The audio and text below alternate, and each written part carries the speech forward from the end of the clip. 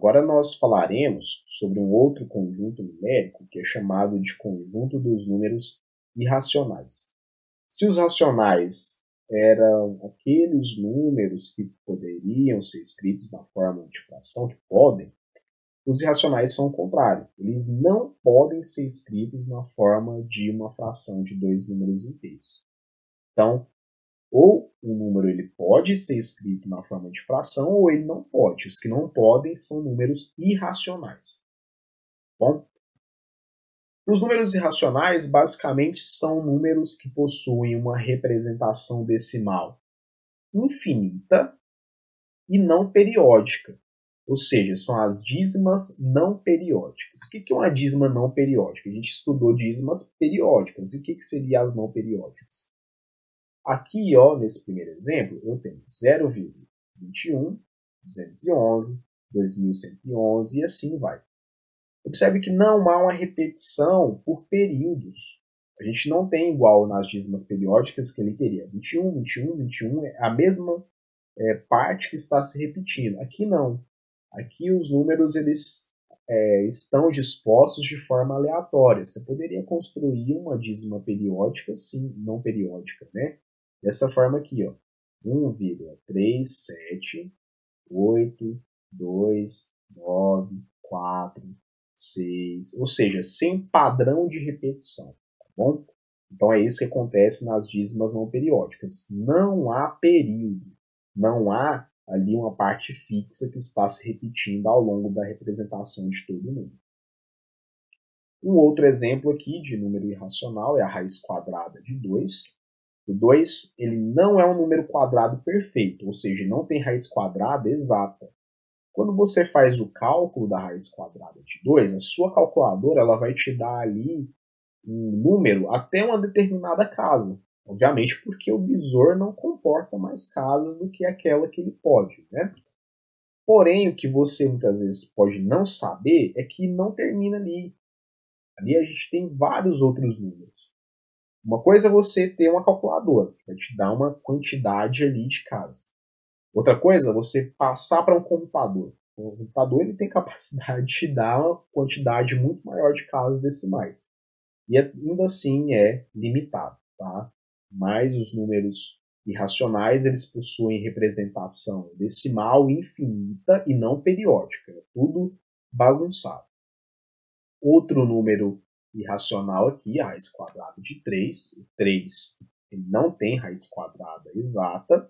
De um modo geral, toda vez que você for calcular uma raiz, e essa raiz, né, de um número inteiro aqui, ela for inexata, esse número vai ser número irracional. Tá bom? Raiz quadrada, raiz cúbica, raiz quarta, se você calcular e ver ali que tem vários números desordenados e vai para o infinito, é porque é um número irracional.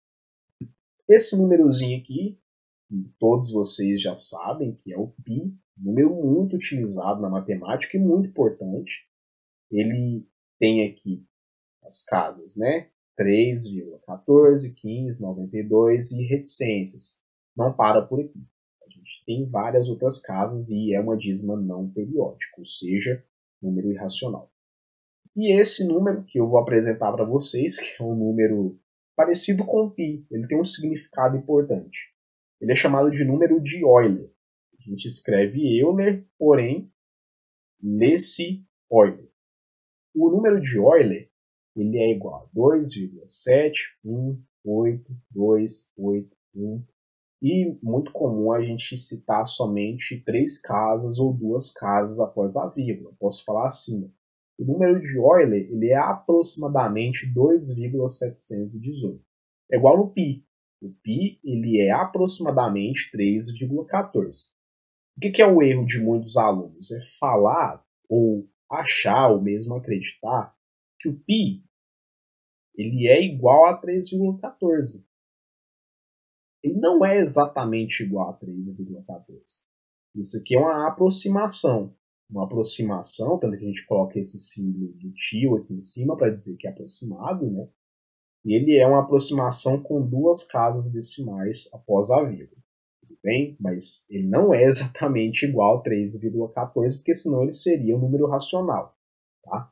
Ele é aproximadamente 3,14. Essa aproximação, muitas vezes, é com uma finalidade de cálculo. Você não vai calcular ali colocando todas as casas do pi, porque seria impossível. Então, você faz uma aproximação. Eu tenho esse exemplo 2, que vai falar sobre o significado do número π, esse número irracional que a gente viu lá no exemplo anterior. O que é o π?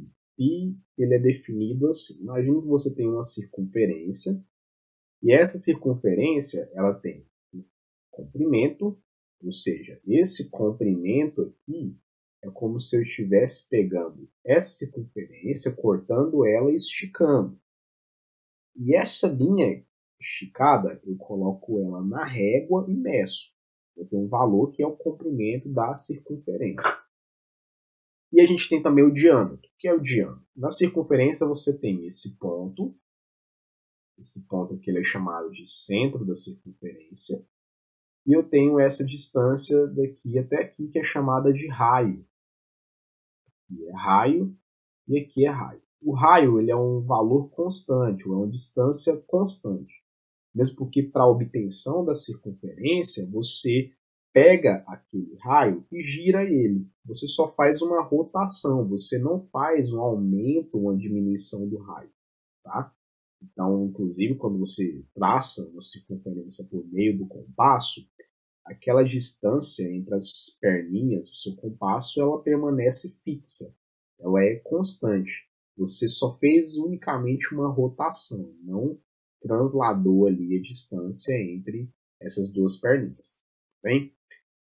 Quando eu pegar de uma ponta da circunferência até a outra, isso é chamado de diâmetro. O diâmetro ele corresponde ao dobro do raio, como eu coloquei aqui. O π ele é definido como sendo a razão ou a divisão entre o comprimento da circunferência pelo diâmetro dela. O comprimento é aquela medida do bordinho e o diâmetro ele é o dobro do raio. Fez-se ali, ao longo do tempo, a pessoa que definiu o π, ou o grupo de matemáticos que definiu o π, pegaram várias circunferências de diversos raios, né, que dariam ali diversos comprimentos, e dividiram o comprimento pelo diâmetro. E sempre foi observado um valor próximo de 3,14. Vamos ver isso na prática, se é verdade ou se é mentira? Eu havia dito que o π ele é definido como sendo a razão entre o comprimento pelo diâmetro da circunferência. E que esse valor ele fica bem próximo de 3,14. Eu coloquei aqui várias circunferências de diversos comprimentos e, consequentemente, diversos tamanhos de diâmetro de raio. Tá? Eu tenho essa circunferência C, a E, a G, essa daqui, que é a D, a F e a H. Fui variando ali os comprimentos dessas circunferências. Agora eu vou fazer alguns cálculos só para poder verificar. Os cálculos são os seguintes. Essa primeira circunferência ela tem um comprimento de 8,89. 8,89. Eu quero dividir isso pelo diâmetro. Só que aqui eu tenho um raio, eu não tenho diâmetro. Lembrando que o diâmetro é o dobro do raio. Então eu divido por 2 vezes o raio, que é 1,41. Fazendo essa divisão, nós vamos ter 3,15, que é um valor próximo de 3,14. Vamos para o próximo? Ó, eu dividi o comprimento, que é 11,39, pelo dobro do raio, que é o diâmetro. E o raio aqui é 1,81.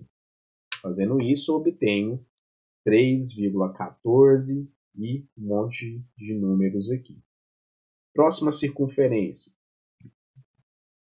O comprimento é 17,45 e eu vou dividir pelo diâmetro, o dobro do raio, então 2 vezes 2,78. Isso resulta em 3,13. Tudo fica próximo de 3,14. Novamente, ó, 3,85 dividido por o dobro do raio, 2 vezes 0,61. 3,15. Depois, o próximo aqui que eu tenho, vou abrir a calculadora de novo, né? 9,34 dividido 9,34 dividido por 2 vezes 1,49. 3,13 e, por fim, 18,72, que é o comprimento, vou dividir pelo diâmetro, que é o dobro do raio, 2 vezes 2,98, 3,14. Então, como você pode ver, qualquer circunferência que eu pegar, a divisão entre o comprimento pelo diâmetro fica próxima de 3,14, que é o valor do π que nós havíamos discutido aqui. Agora, o nosso terceiro exemplo, ele é um exemplo bem bacana. Ele envolve a marcação desses três valores aqui. Raiz quadrada de 2, positiva, raiz quadrada de 2, negativa, e a raiz quadrada de 3, na reta numerada. Bom, esses são números irracionais. Então, a gente vai marcar eles, né, na prática, o processo que deveria ser feito é por aproximação. Eu pego uma aproximação dessas raízes e marco ali mais ou menos onde está a posição de cada um deles. Porém, há uma maneira muito interessante da gente marcar esses números na reta, que é o que eu vou mostrar aqui agora para vocês. Bom, aqui na minha tela eu tenho a reta numerada, que é essa aqui. A reta ela começa no 0 e vai para 1, 2, 3 e assim por diante. E também os negativos, menos 1, menos 2, menos 3, tudo até o infinito. Bom, vou colocar setinhas aqui para indicar que se caminha para o infinito. Essa linha amarela que vocês estão vendo é uma linha imaginária. Ela não existe, mas ela está na nossa cabeça, tá bom? Essa linha é uma linha fixa com a distância de uma unidade até a reta numerada. Sempre que eu pego um ponto e meço a distância dele em linha reta até a reta numerada, é sempre 1. Essa altura aqui é uma altura fixa. Como é que eu vou pensar? Eu quero colocar ali a raiz quadrada de 2 e a raiz quadrada de 3 primeiro. Pense assim. A gente tem um teorema na geometria, que é o teorema de Pitágoras. Muito importante esse teorema. O que esse teorema fala? Em todo triângulo retângulo, lembrando que triângulo retângulo é esse triângulo que tem esse ângulo reto aqui, vocês estão vendo, a gente tem três lados, que têm nomes específicos. O maior lado é chamado de hipotenusa, e esses dois lados são chamados de catetos. Observe o seguinte, que no Teorema de Pitágoras ele fala que o quadrado da hipotenusa, que é esse lado aqui, o quadrado da hipotenusa, ele é igual à soma dos quadrados de cada cateto. Esse é um cateto e esse é outro cateto. Se eu chamo esse lado aqui de A, que é a hipotenusa, então aqui é o A, aqui eu posso chamar de B, e aqui eu posso chamar de C. No momento em que a gente substitui aqui, observe que nós temos x ao quadrado é igual a 1 ao quadrado mais 1 ao quadrado. Só que 1 ao quadrado é 1, e 1 ao quadrado é 1, e 1 mais 1 é igual a 2. Então, x ao quadrado é igual a 2. Tirando a raiz quadrada dos dois lados, a gente obtém aqui raiz quadrada de 2. Bom, vou te explicar o sentido desse cálculo que eu fiz aqui. Minha hipotenusa ela tem uma medida de raiz quadrada de 2. O que eu quero que você entenda? Se você pegar um triângulo na qual os catetos eles medem 1, cada um deles, 1 e 1, a sua hipotenusa ela vai valer raiz quadrada de 2. Raiz quadrada de 2 era um dos números que nós queríamos representar na reta numerada. Então, eu posso pegar essa distância que está aqui, e marcar ela na reta. E como que eu marco isso? Vamos voltar aqui. Essa distância é um cateto. E aqui mede 1. Tá vendo? É o primeiro cateto que a gente viu lá. Aqui mede 1. Aqui eu posso entender como sendo o segundo cateto, que também mede 1. Ora, pelo teorema de Pitágoras, se um cateto mede 1 e o outro cateto mede 1, a minha hipotenusa mede raiz quadrada de 2. Essa distância daqui até aqui, ela mede raiz quadrada de 2. A gente fez os cálculos, nós verificamos isso. Então, o que eu vou fazer? Eu vou pegar essa distância, que é fixa, e só rotacionar ela. E onde ela parar vai ser justamente a raiz quadrada de 2. É uma maneira geométrica da gente determinar essa raiz. Vou apagar aqui. Isso aqui é muita informação. E agora eu vou só girar. Ó, já marquei ali, né, onde dá a minha raiz. E agora eu vou só fazer o giro. O giro vai ser assim. Então, giro, né, já está tudo ajustado. Eu venho aqui e traço. Tá? Esse lugarzinho aqui, ó. Esse lugarzinho aqui é justamente a raiz quadrada de 2. A raiz quadrada de 2, a raiz positiva, tá bom? Se eu quero obter a negativa, basta que a gente vire para o outro lado. Tem aqui, ó, giro para o outro lado. E nesse outro lado, onde atingiu a reta numerada, vou marcar aqui com um pontinho,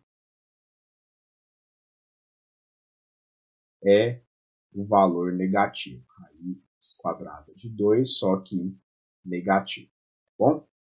Está faltando uma próxima raiz, que é a raiz quadrada de 3. Mas é muito fácil também. Por quê? Vou voltar aqui no nosso cálculo. Para construir a raiz de 3, você vai fazer assim. Ao invés de pegar o 1 como cateto e 1 como cateto, você pega um cateto igual a 1 e a hipotenusa como sendo a raiz de 2. Essa raiz de 2 a gente já tem a distância dela. A gente já tem a distância dela. E esse 1 também. A distância da raiz de 2 foi descoberta aqui. E 1 é aquela distância do eixo até a linha amarela, que é a linha imaginária. Vamos substituir, ó. Agora a minha hipotenusa é x. O meu cateto B é a raiz quadrada de 2 e o meu cateto C é igual a 1. Vamos jogar aqui no teorema de Pitágoras. Ó. A hipotenusa é x, então fica x ao quadrado. O cateto B ele vale raiz quadrada de 2. Então, raiz de 2 ao quadrado. Mais o cateto C, que é 1 ao quadrado. Bom, simplificando 2 com a raiz, eu vou obter que x ao quadrado é igual a 2 mais o 1 ao quadrado, que é 1. Ora, 2 mais 1 é igual a 3, e tirando a raiz quadrada dos dois lados, a gente obtém que x vale raiz quadrada de 3. Então, para eu poder colocar a raiz de 3 lá na reta, basta eu construir um triângulo onde um cateto vale raiz de 2 e o outro cateto vale 1. Que aí essa distância, que é a distância do meu compasso, que eu vou girar, vai ser justamente a raiz de 3. Vamos ver como é que funciona isso? Vou pegar aqui o meu compasso. E aí eu vou fazer o seguinte, ó. Vou traçar uma retinha aqui primeiro. Essa distância aqui é da raiz de 2, né? Esse pontinho aqui, deixa eu fechar isso. Vou marcar uma reta assim, ó. Tá, deixa eu pegar aqui uma retinha. Venho com a reta até aqui. Essa reta tem comprimento, esse segmento, né? Tem comprimento igual a 1. Caneta. Aqui tem comprimento igual a 1. E aqui eu tenho outro comprimento que é raiz quadrada de 2. Nós vimos que quando um cateto é 1 e o outro cateto é raiz de 2, essa distância que está aqui, deixa eu girar ela, essa distância que está aqui, ó, deixa eu ligar a tela Pontinho. Essa distância aqui, ela é justamente a raiz de 3. Tá? Então, se eu já medi a raiz de 3, ela já está fixa aqui, basta agora que eu faça a rotação dela. E faça a rotação.